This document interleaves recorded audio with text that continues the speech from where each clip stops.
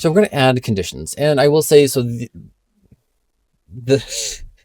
the process to figure out how to do these was interesting, but now that I've done it a few times, it's definitely not as bad, but it's a little weird.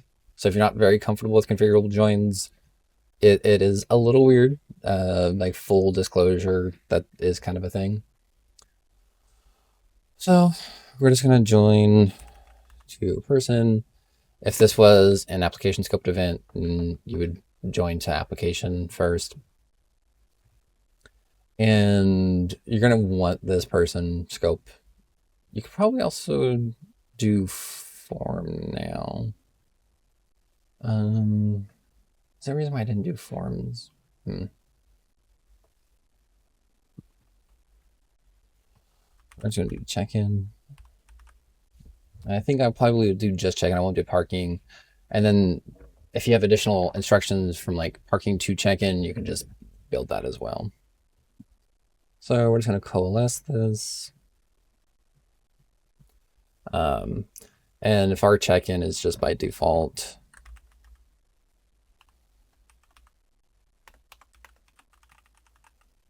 that way, if there is no related record for it, then we're just going to get our default.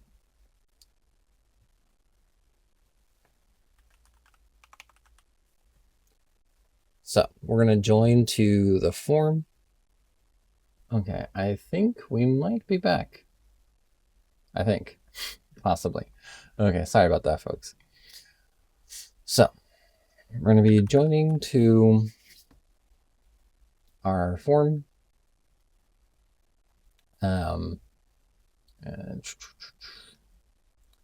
And then we do need to also then get those tributary events that are going to have the related records that we want to inform check-in and parking and things like that. So we do basically just need to get the event that is in the correct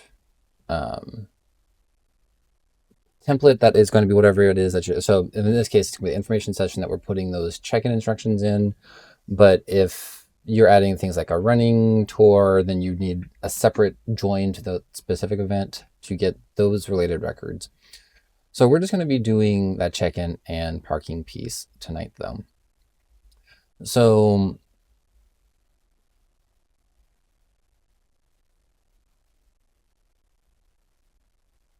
we're just going to do another join, because this is where that person join comes in. And just say info session. And we're going to do a join form response from the person. We're not doing it to the join, because that form response joined to a form. We're not joining back to a form response. We're doing the form response from the person, because they signed up for that information session through the related event widget of this template. You could do just all events and forms. It's just a little bit easier to kind of migrate these. So we're just do form response, and you're going to have multiple form responses in your configurable joins data. So we're just going to say this subquery, so we know exactly when we're looking at the data table, it doesn't mush these two form response data tables into one. It has a separate name, so it has a descriptive name as well. And we're just going to say that the actual base itself is going to be that. And then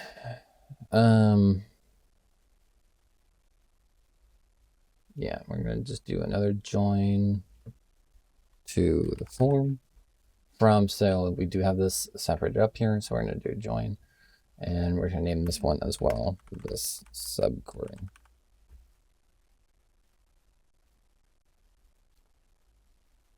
And then we want to make sure that we're getting the proper template.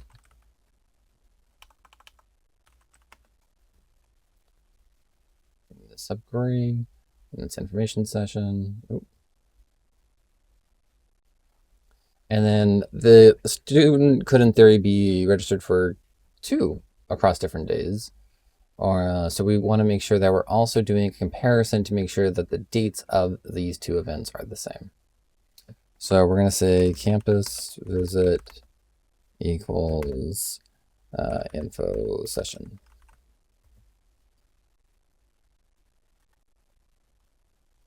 And we're just going to change the comparison. And we're just do start for our two forms. Now, chances are they're not going to have actually the same time. So we want to make sure that the dates themselves are the same. And it's always nice to update the name of your export to specify that these are just dates and not date times. So to pull information from an information session, it has to be an information session template, and it has to be the same day of the event that we're sending this email out for. And now we can pull information from that event. And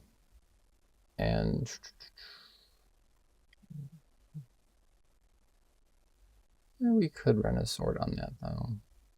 Yeah, definitely need to run a sort on that. Because if they do have multiple, then you're going to want the most recent. So if they're signing up for like 2 in the future, that could definitely get a little weird. But you're having the filter for the same day, so it's going to pull the one that is relevant. But it's still nice to have the filter, the sort, though. So let's be the closest one with it being ascending. Yeah, we just had a start date. It's just greater than or equal to today. Okay. So I'm gonna save this. Oh, I can't save this. I need to run stuff. Okay, hopefully I don't like hit escape or something or knock out of this.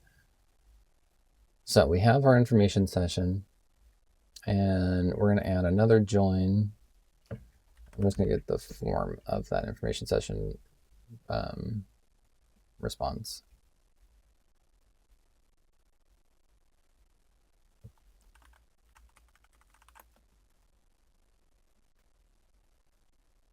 This is a form response, so we'll just name that.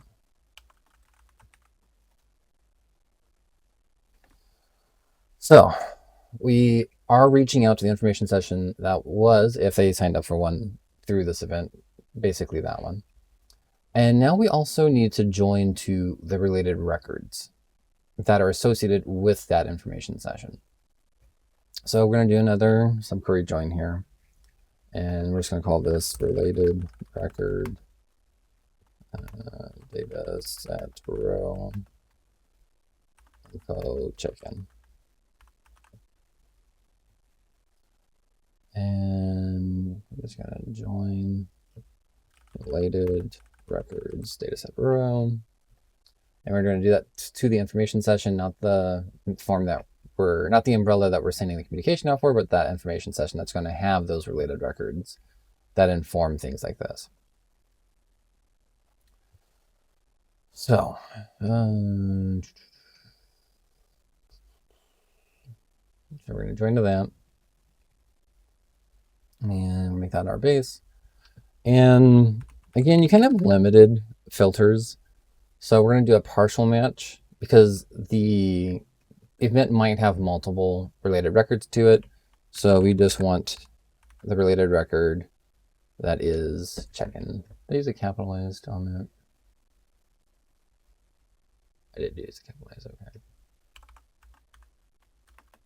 So if you have multiple check-ins, that would be weird and could cause issues, but that would cause issues no matter what.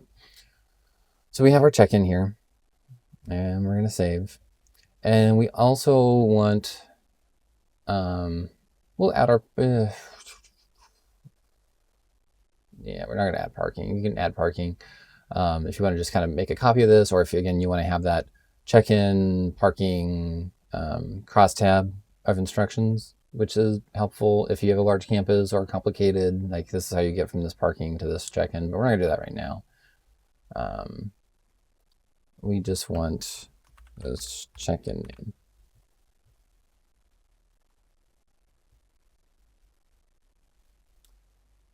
Okay.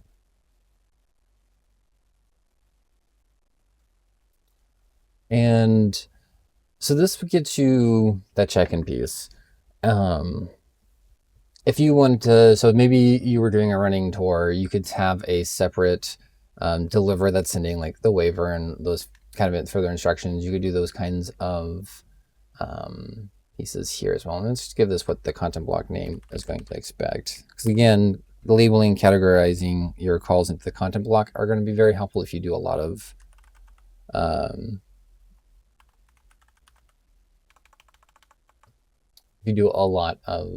these kinds of content block strategies. So now anytime a student